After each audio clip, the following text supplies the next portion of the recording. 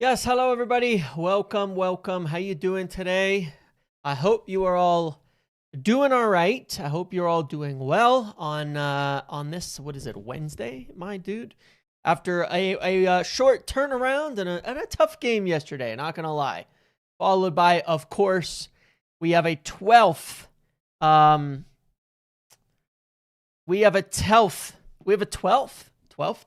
12 days until the next game against Everton, which was not the best, not the easiest game to go into. But regardless, there's plenty of reasons to still feel positive. United still have lost 2 in 18 games, something crazy like that. Our ability to not lose games and being in every single games is absolutely and always has been a good sign of progress in the team, a sign that is a lot better than last year, because as frustrating as it is not to win, and we've won a fair few in the last few games, it's better still. At least we're getting points, every single week. And Carrick is still without a loss in the league, without a loss as manager for us, even over the interim spell previously. These are good signs, good things, and certainly worthy of praise. But it was a difficult game yesterday. I put out a video this morning on going through it tactically. Longer. I went through a lot more than I have in the last few games, and mostly that's really simply because there's more to look at, more to discuss, and I think more reasons tactically and all of that why we probably could have done a bit better. But it's also just not surprising, and I think as so long as you have been not delusional but real about this team, which is that it is a good team, it has a lot of good players, but it has some big weaknesses, and changing managers wasn't going to make us title contenders overnight. Just wasn't. Doesn't mean it wasn't the right call, doesn't mean Carrick's not doing better, but there are issues in this team, and always have been, that that can only be solved in the market and will be solved this summer. So I think it's a good wake-up call for the fan base back again, to bring us down just a little bit from like la la land, but also hopefully, I think for the squad, the ownership, the coaches, and everybody not to get carried away and say everything's perfect, we're great, let's extend everyone's contracts, we have no problems, we don't need, it is kind of funny because there was this sort of half and half narrative that had been going for the last couple of weeks of like everybody's doing perfect, and yet we still desperately need signings. Well, clearly there's been weeks, there's been weak links, and now we're figuring it out and we're seeing it, and that's the important part, is that we don't get crazy, that we don't get crazy. That's the important part, and we know what we need to do, and what we've got to do is obvious. And if you watched this morning's tactical video, which I do really recommend, I don't get into a bunch of crazy stuff. I just show a bunch of pictures in these things, drawings, my thoughts. I think they're done in a manner that is understandable to everybody, and is probably how more people like myself and you and the average person views the game and can see it. Decent header there by Elliot Anderson in the box. I'm watching the Forest game until the Liverpool one starts, so I can see if there's just because I'm very interested to see how Elliot Anderson performs week in and week out for obvious reasons, and enjoying that. But it is really interesting, and I think pretty much what it all stems from. If Carrick doesn't get the United job, where would you like to see him land? What club other than United do you think he would do well at? Ironically, I'll give you a name. Spurs. I'm not saying he should take that job or anything like that. But ironically, I think Spurs would be a good job for him, because I could see him having a similar effect to Pochettino there, in that I think he's a good manager. At worst, he's a very good, stable manager who can implement a lot of basics, who gets a lot of things done well, who makes a team hard to beat, who makes them fairly consistent. And I think a club like Spurs is actually like a decent spot. I think Brighton's too low. Spurs is a good spot for him. I think Brighton are looking for these like genius sort of weird managers. I think he can be bigger than that. I think he could be at a semi-big club if he wasn't to stay at United. And I genuinely think Spurs is a decent job, honestly. Spurs as a club have issues. I think they do a lot of stupid things. I think obviously the timing isn't great right now, but I'm saying more theoretically, a job like Spurs makes a lot of sense. A job like Spurs, a job like Newcastle, those ones kind of make sense in respect to the football. Thoughts on SJR latest comments? Yeah, we'll get to that for sure. I put it in the description because I do want to talk about that as well and address it, because I think it's worth addressing. There's many times that I don't want to get into things because of that. Let's start with actually, let me get beyond a few minutes mark just in case I say something stupid. I need to get the video further in before I get into something. But yeah, look, just as I was saying, the struggles that we had in the game yesterday were I think very, very obviously down to one thing. And it's what I saw in the game and what I took a lot of pictures of and demonstrated and showed and things like that. And I'll probably pull it up here just so we can kind of talk about it briefly. Baleba got a yellow and hooked already. It's not looking good for him, is it? I honestly think we've backed away from Baleba. It feels to me like it's over between us and Baleba. It feels like we've genuinely fully moved on, by the way. It really does. I don't know if you guys have gotten that impression, but I have from the things I've heard and from some of the reporting out there. I get the idea we've moved on from Baleba. But yesterday's game was an intriguing one in that I think we played scared football, which was a little surprising, but I showed this in a lot of the images from yesterday, but like in the video I did this morning, I just had like tons and tons of images showing it, but we had so many men behind the ball. Even when we were attacking, so many. When you see when we go forward, the gaps between the front, how far our midfield was versus theirs. We were nowhere near attacking yesterday. And the answers are pretty obvious. The reason for it is quite obvious. And the reason for it is we don't have the pace. It's not more complicated than that. I mean, I know people can jump down my throat about this as much as they want. The reality is that we don't have the pace in the center of our pitch in order to defend against teams on the counter, and we were set up to prevent that. There's other issues too. Šeško, Bruno dropping out from the front line and going deep, not good against a deep block. That we need that occupation of the back line. He needs to stay forward when he's playing in forward positions and trust the team to get the ball to him. But the biggest factor in this is we went out trying not to lose, trying not to concede. That's the way that we play against deep blocks. And we've seen this problem before. Our midfield sits back on the ball. They're not getting forward. Our center backs are back there. Dalot refused to attack. He refused. I don't know if anybody saw that, by the way, but Dalot literally refused to go forward. And I'm not even going to say it's all on him. I don't know whether it's instructional or what, but he genuinely refused to attack for about 50 minutes. We had 5 behind the ball. We just don't have the speed. When our players go forward, they don't have the pace to get back, right? They just don't. When we need to throw players forward. Now, and the biggest evidence to this is after we conceded, we started attacking. Right? After we conceded, we started attacking. Once we went down 1-0, Casemiro's average position went from behind the ball to 20 yards up. He was attacking the box. He was making late runs. He was doing all of that. Right? He was doing all of it. And we just,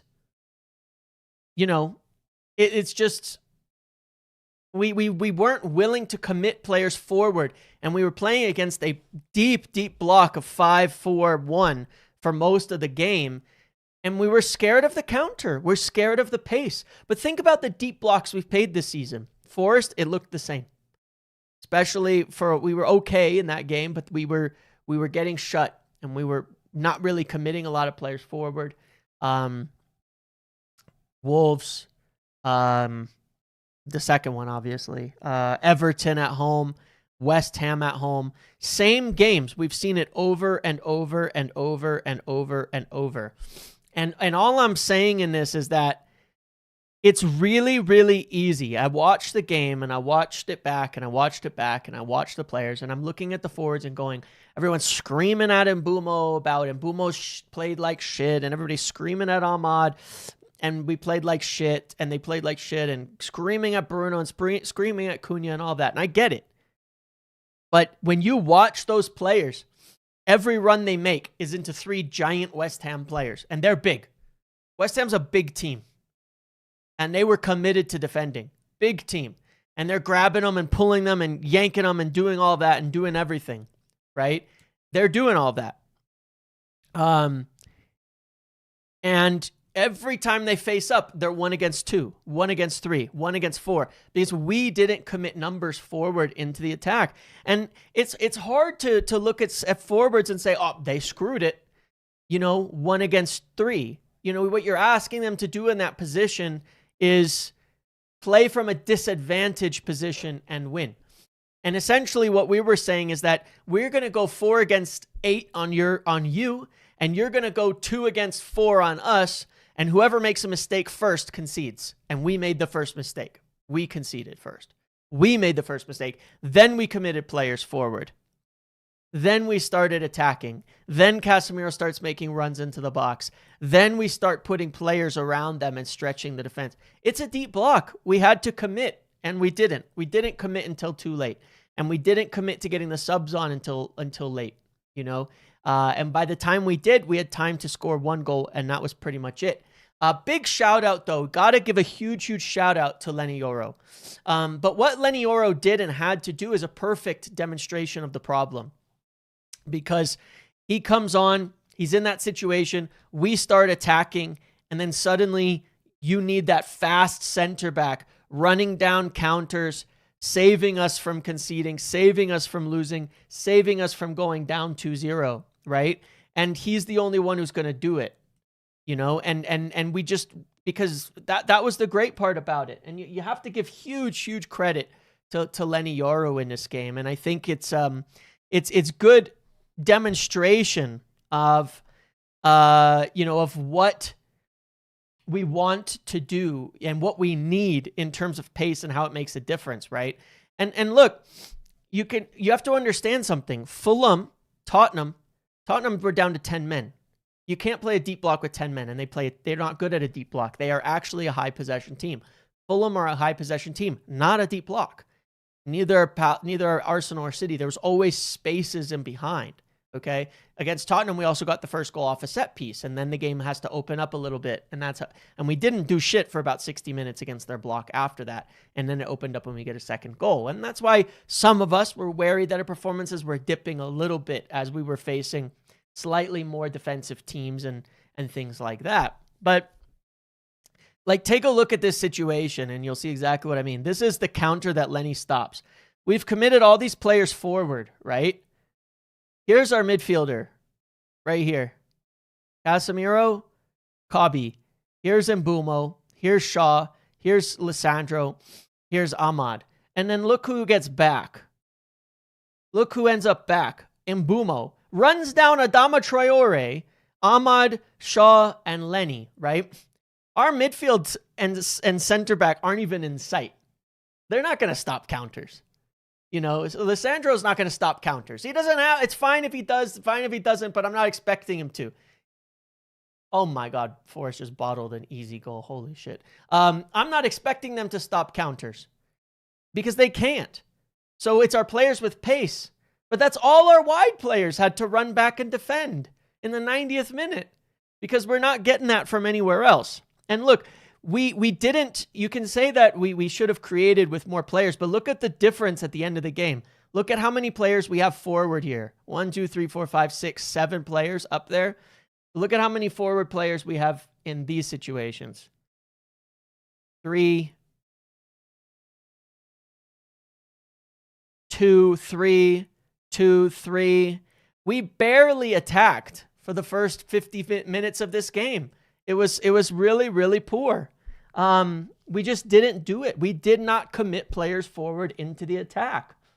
That's all, you know? So, you know, it is what it is. Yeah, bringing on Euro at one end and Šeško on the other was the correct call. Should have done it earlier, but it was totally 100% the correct call. But that's how I know Carrick knew what we were up against. And that's how I also know this assessment is correct. Because when we started pushing for a goal, he brought on pace. And what that tells you is that we didn't push for a goal because we don't have any pace in the team. It's just a fact. That's the reality of it. That's the problem we're going to have as a team until summer. And unfortunately, we're going to play Everton, deep block. Forest can be a deep block, though it changes with them. Sunderland, they also play very low possession football. And we'll play Brentford, which is very much a deep block and counter side, which is why they always give us a hard fucking time. Okay. So, you know, it is what it is in that respect. We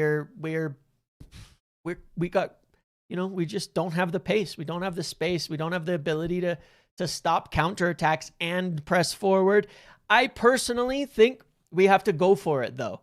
Because otherwise it's going to look like that a lot. It's the same issue we had against West Ham, the same in the first game, same against Everton.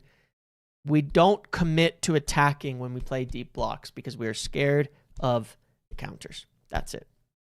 We don't know. We can't do it. And until we get better, more explosive midfielders and potentially play more Lenny Yoro, we're going to struggle with it. And it makes sense why we need to get Yoro going, because we need him for games like this. When we're playing low possession, going to face a lot of crosses and set pieces, Arsenal type games, Maguire could be the best center back in the world. Seriously. And Lissandro, their partnership could be great. But those two up against a low block, one of them's got to go in those games. Doesn't even matter to me which. One of them has to go in those games for someone with some serious pace, and the same in the midfield. Casemiro and Mainu for games where we're going to not have as much of the ball. We can settle in deep. We can play, you know, for set pieces. We can play in the boxes. Great. When we're facing a low block and there can be a lot of transitions, one of them's got to get out of the team at that point in time. But that's why we need players. We just don't have, you know, because our other options are, you know, who knows what. Our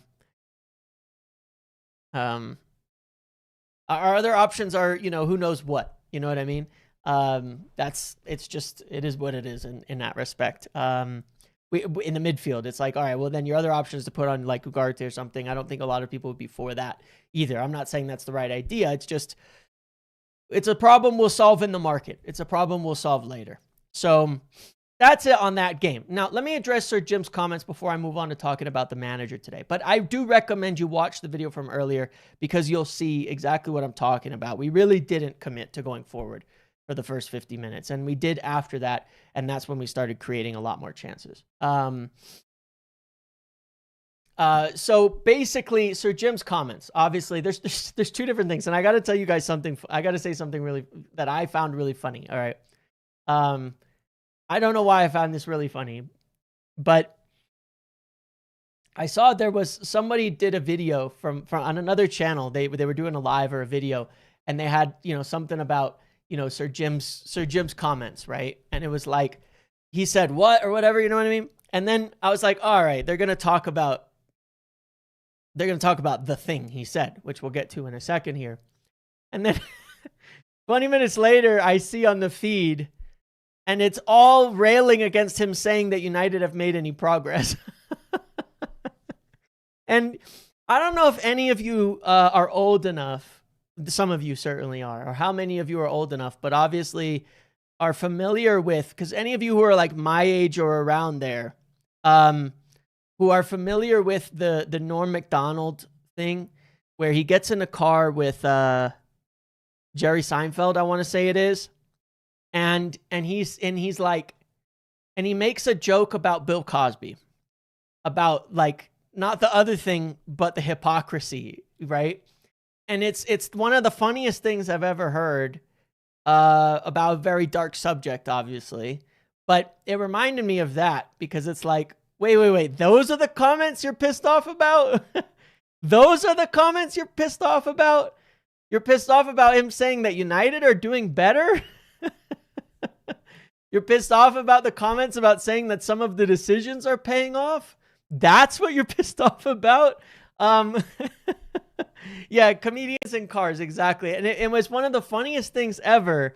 It was Norm, and he said it. He said that it was Pat or what? It was some other comedian who said it to him. That was like his joke. But it's hilarious because he's talking about, it was like, anyway. And it just reminded me of that.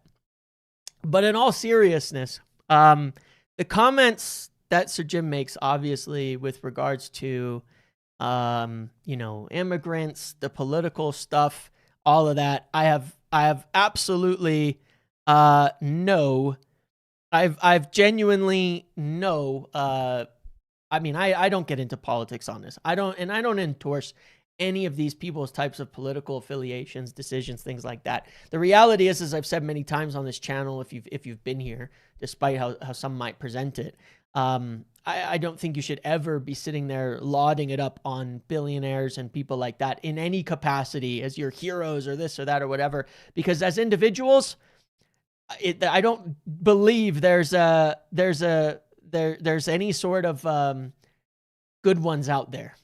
You know what I mean? Like, just the reality of where they are, the reality of how they got to where they got, what their views are likely to be, what they've done. I mean, look at all the shit that's coming out in the US and how many people are named in these types of things and how many wealthy people are named in these types of things. You know what I mean? Like, it's a disaster, but it's not unexpected either. And I just say, you got to separate. You always have to be separating yourself in general. Whatever your views are, I don't care. You separate yourself in general from these people. I don't look at them as saviors. I don't look at them as good people because they own a football club. I'm not expecting them to be good people. I don't believe they're gonna be. It doesn't matter really to me. It's just, because because what's the alternative? Despotic states and regimes, the Glazers, give me some perfect alternative and I'll shoot them down for so many reasons as well, because they don't exist. You know what I mean? I don't like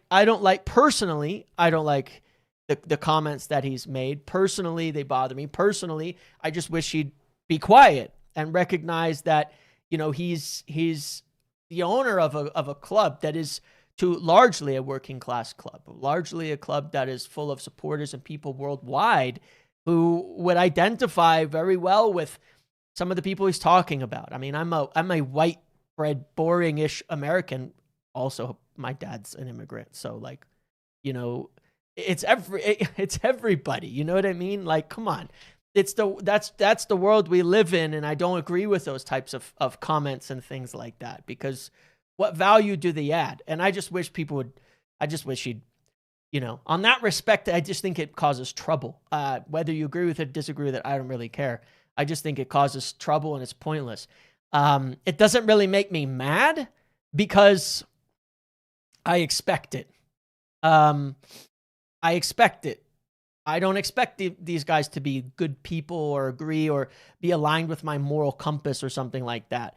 I don't care on that respect, because I already know. It's like, it's one of those things you just have to deal with living life, is you have to bury your head a little bit on certain topics. Not to say they're okay, not to say that you shouldn't have your views, but everything you engage in, everything you purchase, everything you deal with on a daily basis, very often is going to be related to some wealthy individual that's a horrible person, to be quite, honestly. The clothes you buy, these things, it's almost an impossible topic to broach in that front. So it's more a matter of, no, I'm not going to sit there going, XYZ is my favorite person and they're the best and they're this and they're that or whatever, because they're not. Don't idolize celebrities. Don't idolize these people, whatever. So yeah, I think they're crappy comments. For me, they're crappy comments that I don't agree with at all. I think they're borderline, on some, they're borderline words, there. But I mean, it's whatever. I'm not going to get into the political aspects of whether I agree or disagree with it. I just don't like it. And I think a lot of people don't. And I think that it's silly, and irrelevant in that respect. Or I should say, poorly, in really poor taste, considering that, considering the fan base, the country, the things that have happened, all that kind of stuff. I just think it's in poor taste. Look at, we play a sport full of people from other countries. That's one of the greatest things about it, right? And yes, there's some wanting the best players, and United historically has had a lot of good British players and things, but it's had a hell of a lot of non-British players that were legends too, and all of that. So it's like, whatever, you know what I mean? It's just stupid to me. It's tone deaf, and to me, I don't like it, and I'm sure a lot of people don't as well. And it just adds unnecessary friction. I understand he's not just a club owner, and he's talking about things in a whole different world. But hooked after 20. Still don't like it. Please get me Sangare. Yeah, Baleba's been stinker after stinker after stinker from Baleba. Not a fan at all. Not a fan. It's been really bad. Like really, really, really, really bad. The other comments he made about making some unpopular decisions that are paying off, I certainly agree with regards to United. It's just, for me, it's objectively true. Some of the things that have been decided, I mean, we've talked about this for over a year now. Some of the things that had to be done, had to be done. Some of the staff cuts, some of the things like that, some of the financial controls, some of those things, they had to be done. And they were unpopular, and they have made us better. Our recruitment is better. Our ability to spend is better. Our ability to do things like this is better. It is what it is. You know what I mean? Those things are true. The club is in a better state than when they took it over. Some people may not want to see that. It may suit whatever agendas on it, but objectively, the club is in a better state than it was, 2 years ago, from a financial standpoint, in terms of going into the future, and for so many other reasons. And a lot of the things that happened were unpopular. That doesn't mean everything was right either. They've made loads of mistakes. We've covered this in detail, but I do believe that is true. I do believe that is true, that those decisions have, in the long term, were necessary pain points to making the club better. And really, the bad decisions that had to be made, the unpopular ones, are a consequence of all the years of Glazer mismanagement. It's not like they came out of nowhere. They happened for a reason. That was good work. I just saw Anderson. I watched him lose the ball, run straight back, get it back, turn, lay it off. That's the shit I like. Now Forrest in the box, and they get a shot on target. Nicely done. That's good stuff from Anderson. Good stuff from Anderson. But yeah, on the brink of collapse, exactly. So, from a football standpoint, I don't think that they've done a bad job in that respect. They've certainly made mistakes, but from a football standpoint, I think they've, they have done a lot of things that were necessary. And at the end of the day, with owners, do I want them involved constantly? No. Hopefully they fix things, set things up financially, and then let the club run with the executives, the experts in charge, and we go from there, and they're not making day-to-day involvements and things. That's not what I'm looking to owners to do. That's not what I want them to do. That's not what nearly anybody should want them to do, because they're not experts. They're not the guys who should be making these decisions anyway. So it is what it is in that respect. Yeah, obviously. Nice pass from Anderson's really good, man. Really good stuff. It was offsides, but it was a really good pass. He's got everything in his locker. This is definitely, for me, the unmissable player. When do you think we get an idea of who Anderson is picking? I don't think we'll get it till quite a while from now. Because, again, I do think he's going to want a Champions League team. I think that Tonali's going to want a Champions League team. And I'm not saying that that's like it's Champions League or nothing. It's just that it helps the argument. And we have to be real about this respect of that it does help the argument. I think Champions League qualification and will be very, very significant in the decision-making process. Now, talking about managers, there's a story here. I was just, there was a story a bit earlier today about from Rob Dorsett at Sky talking about Michael Carrick. It says he's not the favorite for the next long-term boss. They're delighted with what he's doing, but determined to appoint somebody who's strength of character, experience, handle everything that comes their way. And it says that as well, things like if we go for someone, we want to go for a big name. If it's not going to be that, they want somebody who can handle the size of the job, somebody who can deal with the pressure, someone who can deal with all of that. Look, we do know that, right? And that's why we've been hearing more and more. It's like Prem experience, big club experience, big manager, leader, all of that kind of stuff. I'll be real and say that I think that it feels a lot like there's people pushing for Thomas Tuchel. That's what it feels like, that a lot of these things are describing, or at least attempting to describe, Thomas Tuchel, based on how I know they view him. That's what it feels like to me. At the same time, that scares me a lot. It does. It does scare me a lot. That's one I'm not. We've talked about it for a while. I'm not I'm not big on that one. I'm not big on that one for a few reasons. But he is a very good coach. It's just I've got other concerns with him in terms of the defensive nature of things and all of that. But it does feel like a lot of the descriptors are leading towards that in the way that they're saying it, or the way that it's being described. You kind of feel like, I swear they're talking about Thomas Tuchel here, and there's some other little evidences about that for another day. But look, again, they're not going to make a decision quickly in terms of finalizing the whole thing. Excuse me. They're not going to make a decision quickly. They're not going to announce something quickly. It's going to take time.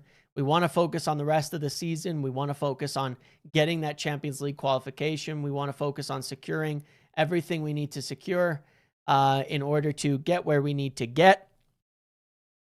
And then that decision will be made. But genuinely, I do believe that a lot of coaches have been eliminated. I think maybe the early thinking about guys like Areola, Glasner, those types of managers, I strongly believe that it's been, those ones have been cut off the list. And we are looking to the more experienced and established managers. One of the main names, the names keep coming up, kind of the same ones. Now, if again, like we've spoken about the names, we've talked about who those big names kind of are, who the main names are to be spoken with. Now, the interesting one is, of course, Zerbi, because Zerbi leaves Marseille in. Did I nail it first try? Zerbi leaves in similar fashion to Ruben Amorim, where feels like he's underperforming, kind of has threatened to quit, then said he's not going to quit. A lot of emotional overreaction, ends up departing and leaving the club. And you go mid-season after getting smacked by PSG and some other things that have happened, got knocked out of the Champions League, has been ultimately a bit of a disastrous end to where he was getting a lot of hype not some months ago for the play at over there. And now a lot of us have not really wanted him either because, as much as we can kind of talk about, at the owner level, we kind of have to ignore certain moral qualms and just to deal with life. I would prefer if our manager isn't someone that I dislike from that standpoint. And I think he's made a lot of extremely questionable judgment calls on that perspective. And that kind of, I'd be happy if we stay away from that personally, So just some of the things he said, it's not even just about it's okay or like ignoring it. He's like actively supported and endorsed things that I'm just like, yeah, no, not for me, man. Just not for me, okay? As a coach, just as a human being, not for me. But it's had a tough time. I think the explosive nature of him, his personality, quitting, the things that have happened, certainly United will be looking at that with a big red flag and saying, we kind of just went through this. We just went through this with a manager who quit, who left, who threw a fit, who, couldn't manage his emotions. Why would we hire someone who's basically doing the same thing, in the French league, and is now gone. So that's been, so I have a feeling they're going to be pretty wary of looking to that. Now, Thomas Frank was obviously just sacked, and so Zerbi could well end up at Tottenham. I would not be surprised. It's exactly the type of person that they would hire. Their other major target seems to be Pochettino and apparently Robbie Keane, but Pochettino wouldn't be till after summer, till after the World Cup for them in terms of able to join. Obviously Zerbi is available now for Spurs, who have just let go of their manager. So, I think that there's obviously maybe some growing evidence that they might make that move for Zerbi. That would take him off of the table entirely, and keep narrowing that field from those earlier candidates that we've looked at before, and that we've considered before. So it is interesting times. I would say that to a degree as well, I'm rooting for Carrick to get the job. I'm not convinced he should get it or shouldn't get it, in all honesty, but I kind of like the idea of him getting it, because if he was to get it, I would suspect, of course, it's on the basis that we have a really good end to the season.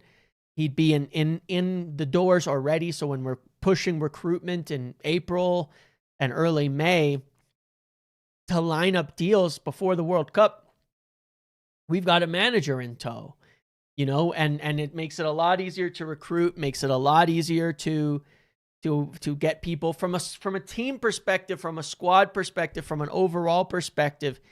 It would help with Carrick. Does that mean he's a top manager? I don't know. None of us know. He's a good coach. He could be a top manager. There's obviously more things we'd want to see from him, but at the same time, I go, but who is? Who's convincing? You know what I mean? I go back to the argument of like,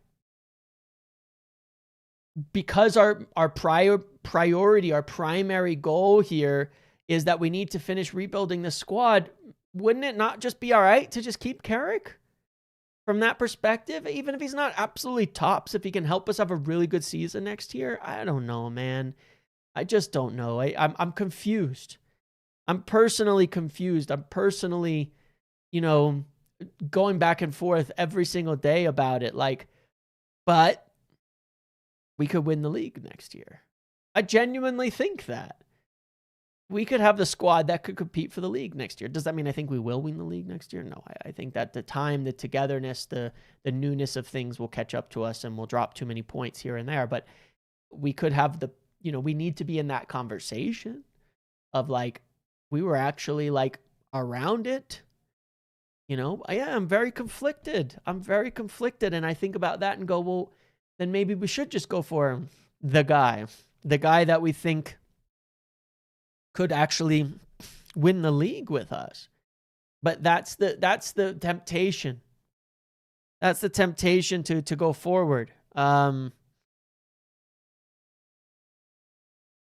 the temptation to look at the situation and say, forget target 2028. What about target 2027? What if we go now? What if we just do it? What better time than now? What better place than here to just get it done? So I go back and forth. I'm very conflicted. I'm not going to lie. I think a lot of you guys are are too. I think most people are conflicted. I'm not sure that there's consensus. You know, back in the day, we had some pretty strong consensus, and the consensus is almost always wrong, to be quite honest, but it's not like consensus is important, but I think that there really isn't consensus on who to get at this point and who the right call is. I think you're going to get so many different views. I think there's a lot of people who would take someone like Enrique, and obviously Enrique's a top coach. The reality of that happening is extremely low. But I also think it's not just about the reality of it happening. It's like, but does that actually make sense, or is it just because he's a top coach? Does it, you know, we've gone through this whole thing about having a manager come in, you know, who wants to do his own thing, not fit the squad. Is Enrique's thing fitting the squad, or is Enrique's thing his own thing? I don't know.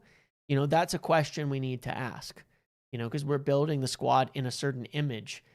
Does the manager actually match that image or not?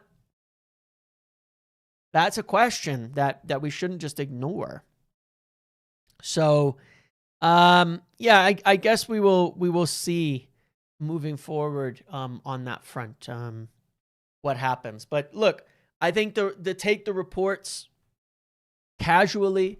United are in the process now of starting to like weigh up their options and do certain things and look into it and all of that, and we'll see. But I think it's very correct to not be committed to Carrick at this point yet, or something like that.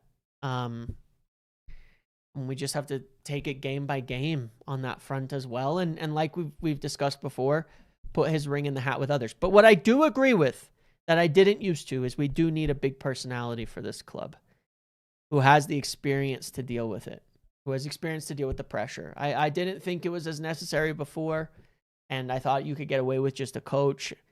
But I think that more than anything is what was breaking certain people. We've tried big personalities and they haven't worked too, but that doesn't mean it wasn't correct. You know, the pressure, because it's a multifaceted issue. The pressure will break you too. You know, that you have to be the right coach, you have to have the right attitude, you have the right intent, and you have to be able to deal with the pressure. I mean, to be honest, being the United coach, there's a lot of factors that go into it. It could be the toughest job in football. You know what I mean? It probably is. Probably the hardest job in football. We haven't finished fixing the team. We haven't finished building the squad. We haven't fixed everything, the sins of the past. We haven't built a machine. You know, Pep walked into a team that Pellegrini won a title with already. You know, at Chelsea, it was crazy, but they always had something kind of behind the scenes, you know, building up and going. You know, right now, the United job is the toughest one in football. Madrid will always have one of the best squads ever. You know, they'll always invest enormous amounts. They'll always have their South American recruitment and things like that. Shocking comments from SJR James. Very disturbing. Yeah, and we did touch on that at about the 15 or 18 minute mark or something as well to address that. But I think it is. I think it's the toughest job in football. And so, yeah, naturally, you know, a lot of the like the boxes to check on it are more than anybody else, than anywhere else, because you can't just win. You got to win right, you know, and you have to deal with the ownership, the board, the way that things are set up, the squad, the media, the fans, everything. It's just complicated as hell. It's just complicated. So, you know, whoever takes it, I do think they have to have experience, and I do think they have to have the ability to deal with the pressure, deal with the media. Ideally, they know how to shut it all out.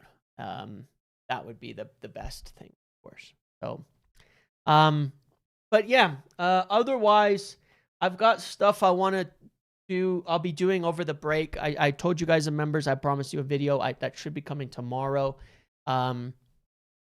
I'll have lots of videos. I'm going to do a video on our big transfer list. We're going to build it out. Our big transfer list. We'll probably build it, and then we'll go through it live as well. We'll do a video, and then we'll also do a live going through it as well. I want to, at some point, break down the wages. That'll probably come next week. Talk about why we can spend, the wage differences, the departures. And then I'm going to try to dig in on this manager thing as well a little bit more and have some more direct conversations about it in the next couple of days so I can just get an update because we have this long 12-day layaway till the next game. Okay. And that's pretty much it for today. I've got other shit to do otherwise. But spreadsheets, graphs, PowerPoints, don't worry. We're going to get into them. We'll have spreadsheets, we'll have graphs, we'll have PowerPoints during this 12-day break. That's where my mind goes is, all right, what can I put together? What kind of informational, presentations can I make for you guys during these breaks that'll be of value? And the transfer one is overdue. I do it in every February, and then we we add to it every week through the lives. We'll eliminate names, we'll add names, we'll adjust it, and try to get down to what we're going to sign in the summer, so we have it well documented ahead of time. It worked out pretty well last summer, to be quite honest. I remember I did a whole thread of things somewhere in early June, and it was pretty good in the end. Pretty good. We got it nailed down. So that's it. Watch the earlier video, the tactics video, if you'd like. I'll probably also have a podcast with Phil sometime this week. I want to get back to one with Andy and Sameeks soon as well. People have just been traveling and stuff, so we'll want to get back to that.